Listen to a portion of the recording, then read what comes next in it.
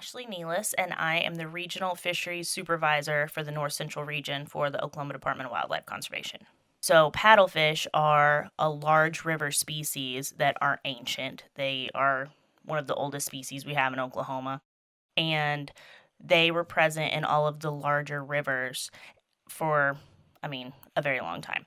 So, we still have them here today, but the building of the reservoirs has lessened some of the populations because they have to have a certain reach to go up and reproduce and maintain populations. But we still have remnant populations where we have stretches of river above a reservoir where they can go up for spawning runs. So to me, they are something that is remnant of those natural systems that still persist today. And so people come to the dam here and fish for these. They're special to me. They are something that reminds us of the past. Kaw Lake, it has a lot of different uses that it's important for. It serves as a water supply. There's hydroelectric power that's made from it. From a fishery standpoint, Kaw Lake is probably one of the better blue cat fisheries in the state. People come from all over a lot of jugline fishermen. We have very good crappie fishing. The white bass run above Kaw in the spring is pretty impressive. So those are probably our three biggest species. And then there below the dam, we have a lot of hybrid striped bass, and paddlefish make a really robust tail race fishery. So electrofishing is a way that we sample fish. It's non-lethal. We apply electricity to the water in a manner that does not kill the fish, it stuns them. And so they float to the surface, we scoop them up with nets, and then as soon as we put them in our live well, they snap back to it, and it allows us to take length and weight and return them to the water unharmed, whereas a gill net is usually lethal. So a gill net is a long suspended net that you put in the water. It goes under the water and the fish swim into it, become entangled, and then we'll usually set them one day and then let them soak for 24 hours, come back the next day and pull them in. And so that's another way of sampling populations of fish. The things that make me feel charged up at work, it's really not any single task that I do. It's just being on the water, especially early in the morning. There's just nothing like that. Like it's spiritual for me. My name is Kelly Kerr, and I am a videographer slash photographer, and I operate a production studio at Oklahoma State University with the help of students. I've always been used to destruction, lots of different variety of catastrophes, if you will.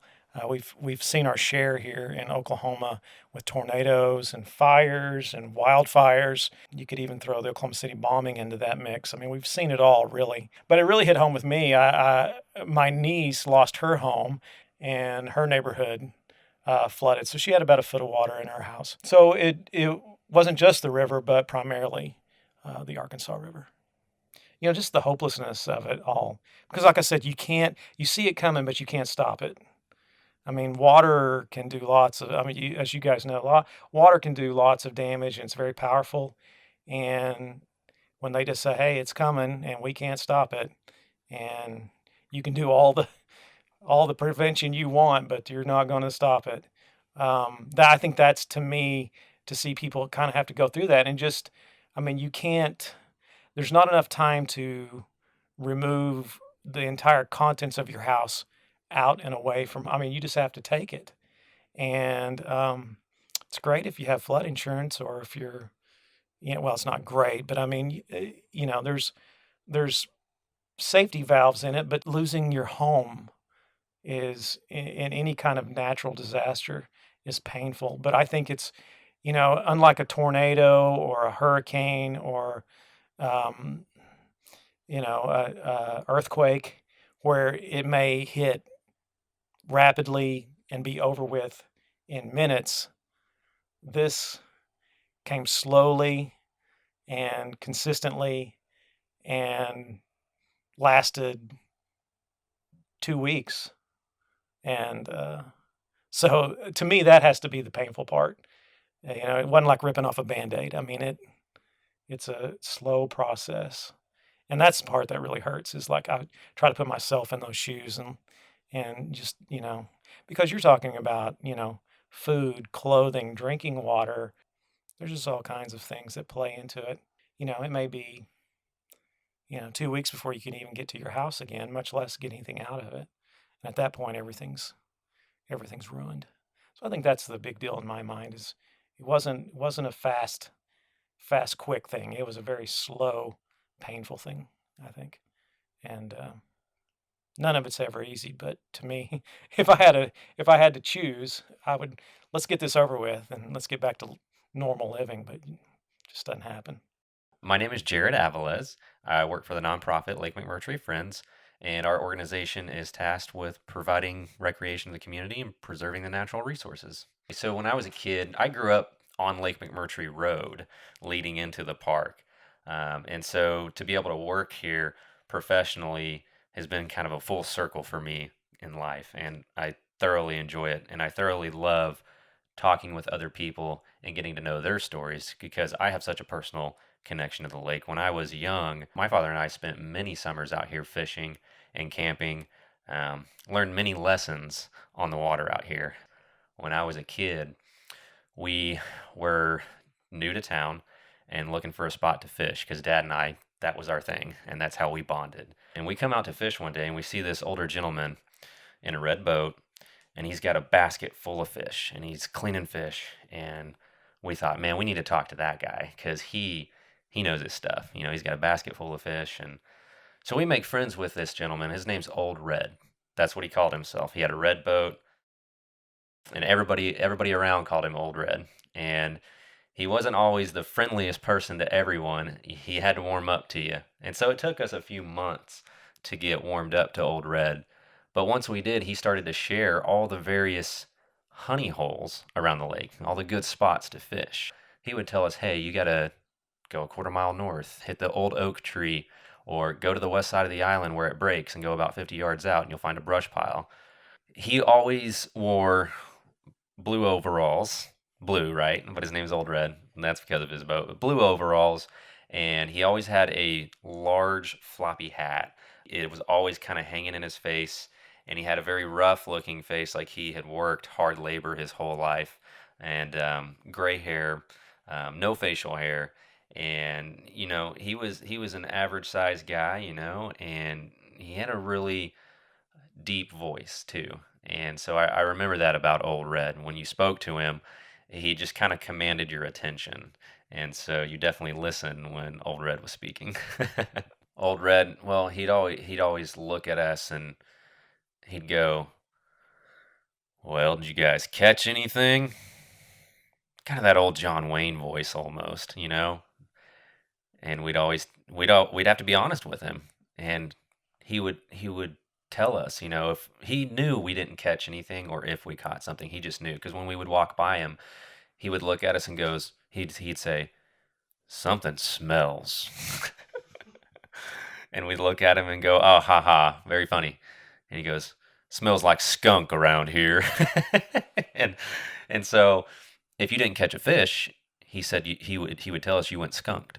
And that I use that terminology to this day with my brothers. If none of us are catching fish, we put our noses in the air and go, "You smell that, guys? We're going skunk today." But yeah, he was a character. I just met a customer yesterday. His name was Cody, and I was telling him where some of the honey holes on the lake were, and he goes, "Oh yeah, I know a couple of those. I've been fishing out here since I was a kid." I go, "Oh, you have?" He goes, "Yeah.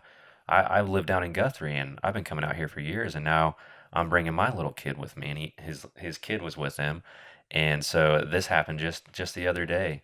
And so being a part of that, I mean, it just makes you feel rich in a very different way. And so being a keeper of the lake is more than just picking up the trash. It's being a keeper of the memories of this park. I'm Sarah Hill. I'm the Secretary of Natural Resources for the Cherokee Nation, and I am passionate about protecting water and our natural resources and the continued cultural survival of the Cherokee people. And they specifically asked me to come and talk to them about water. And one of the things that he shared with me was one of them said, our The water that runs in the river should be treated the same way the blood that runs in your veins. It is the same thing for all practical purposes. Everything you put in the water, you're going to put into your body, or someone's going to put into their body. And we should be as vigilant about what we put into water as we are about what we put into our own blood. My dad is Cherokee, but my father's family, he grew up in the Methodist home in Tahlequah. He didn't grow up with his family. So like a lot of kids from that time period, he was separated from his family and grew up outside of his own community.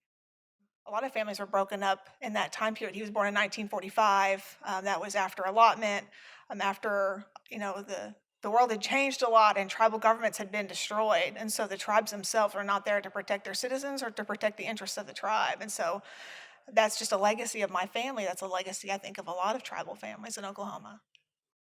And it's the same story if you talk to someone about their grandparents and the ethic that their grandparents had about water. And I think that this isn't necessarily an Indian, non-Indian situation. This is a situation where we've lost our ethic and our tie to the land that protects us. We know we've separated ourselves from what the land does for us and for our communities. What are our responsibilities to the people that gave us this land, and what are our responsibilities to the people that are going to have it once we're gone? And I love that conversation happening in non-Indian communities and in Indian communities. I was surprised when I went to Standing Rock and I saw that there were the huge intertribal component of that, which is not something I had seen before. I mean, I go to meetings and talk to folks about water issues, and tribes tend to focus on their individual issues and not talk so much about the global issues that everybody's facing. But everyone showed up at Standing Rock from all the tribes. Everyone got in on that. And so that encouraged me. I thought there's definitely this sense that tribes have the capacity for leadership collectively, not just individually. And that's I had just never seen that in that context before. And also the rate at which non-Indians showed up to that event, and the way that you had different non-Indian entities who were interested in environmental protection jumping in and saying, yeah, we care about, even though it was only partially an environmental issue, it was also, a lot of it was a tribal historic preservation issue. But the environmentalists showed up for that anyway, even though the pipeline runs the full length. There's thousands of those pipelines running all over the United States. But the environmental folks from the non-Indian universe showed up to protect the tribal historic resources of the tribe, which is not something that I had ever seen before, environmentalists getting in on a tribal historic preservation fight. If you think about how it relates to you personally, and I think about, the Double Spring Creek, where on my grandparents' property, that when I was a kid, I learned to swim in that creek. I caught crawdads and we picked watercress, and that's the place for me that when I think about water and I see fresh water, or I smell fresh water anywhere, it takes me back to that creek, because that's where my water ethic was built. And I think everybody's got that place. And if you identify that place, then you can begin to build a conversation about why it's important to protect water. My name is Jason Ahmet, and I'm an attorney here in Tulsa, Oklahoma. I teach at Oklahoma State University, where I have a joint appointment between the graduate college and the business school. My law firm, the Indian and Environmental Law Firm, focuses on environmental and Indian issues in the state. And in 2011, a man named David Benham called me up and said, hey, I'd heard about some of the work that you've done in south central Oklahoma. We need some help on Saline Creek. There's a mining company that's destroying the creek. David Benham grew up there in a little town called Kenwood, which is largely an Indian town. It's the highest percentage of Cherokee Indians in the whole area. He left and kind of went out in the world and became wealthy, and returned and started buying up land along the creek to preserve it and to protect, say, the land around his mother's home. And so now he owns quite a long stretch of the creek. He was worried about it, and he was particularly worried because the mining operation, which is called Ozark Materials, was removing so much gravel from the stream that it was causing the stream upstream to widen and to erode. One of the places that was particularly important, as David testified in the federal trial, is there was an oak tree at the confluence of Saline and Little Saline Creek, which was an important ceremonial tree for the folks that lived in that area. It was a part of their religious practices. And the mining activities caused so much erosion on the creek that tree was eroded away and gone. So no one in the neighborhood really had the wherewithal to take on this mining company except for David. And so he contacted us. The first thing we did is we got the stream listed at a higher protection status under the Clean Water Act. The Clean Water Act allows states to designate streams as either scenic or high quality waters, and they're essentially the same designation. We've got Saline Creek listed as a high quality water because it's already known as one of Oklahoma's 6 reference streams. A reference stream is a stream that's largely undisturbed, where biological resources can continue to reproduce in a way that they can't in the other stream segments or river segments that they're connected to. That means that, kind of biologically, the idea is these are reservoirs of life that can be used essentially to repopulate or to gain the species and to gain the biology that can repopulate the areas that we have diminished through our development. So David filed a lawsuit. And filing a federal lawsuit is no small undertaking. The result of it was that Judge Dowdell held that the defendants were violating the Clean Water Act. The judge appointed the Cherokee Nation Secretary of the Environment, who's now Sarah Hill, to be responsible for and be the trustee for the creek. It's gorgeous, it's interesting, a magical little place in Oklahoma, and it's a reservoir. I think the thing that we can't kind of lose sight of is this stream is a reservoir of life, serve to kind of protect the other areas where life has been destroyed. I'm Scott Stoodley, and I'm the director of the Environmental Science Graduate Program at Oklahoma State University. Lake Carl Blackwell has some impairments, primarily due to turbidity and sediment loading, so it has some dissolved oxygen issues. It also has an infestation of yellow floating heart, which is an invasive species that we are studying. The university is attempting to eradicate this invasive species. Well, so we don't know how it was introduced. It was most likely a campsite that purchased it for either a koi pond or an aquarium, because it is very pretty. With each occurrence of the leaves, there's 2 to 3 flowers, and it has heart-shaped leaves, thus yellow floating heart, because it floats on the surface, right? So invasive species are invasive for a reason. They're not native. They're introduced into an environment where they can outcompete native communities for the same resources. The irony in this particular case is this isn't a natural ecosystem anyways. In Oklahoma, we have no natural lakes other than the ephemeral lakes out in the western part of the state. Everything here has been created by man. So these are all altered ecosystems. So you get into some philosophical and ethical discussions about what are we really doing and why is it really a problem, right? Because we've already done this thing where, we've put in over 2,300 earthen dams in a very short period of time, relatively speaking. Oklahoma, in the land run of the 1890s, do the math, we've only been around for, in terms of contact, not Native American communities, we've only been around since the 1890s, and we've altered the landscape significantly. We have 78,000 miles of streams and tens of millions of acres of reservoirs that never existed previously. So we've already altered the ecosystem. Now we're just altering it in a different way. So you get into an ethical dilemma about, well, does it really matter? Well, of course, there's inherently problems whenever you alter a natural system, right?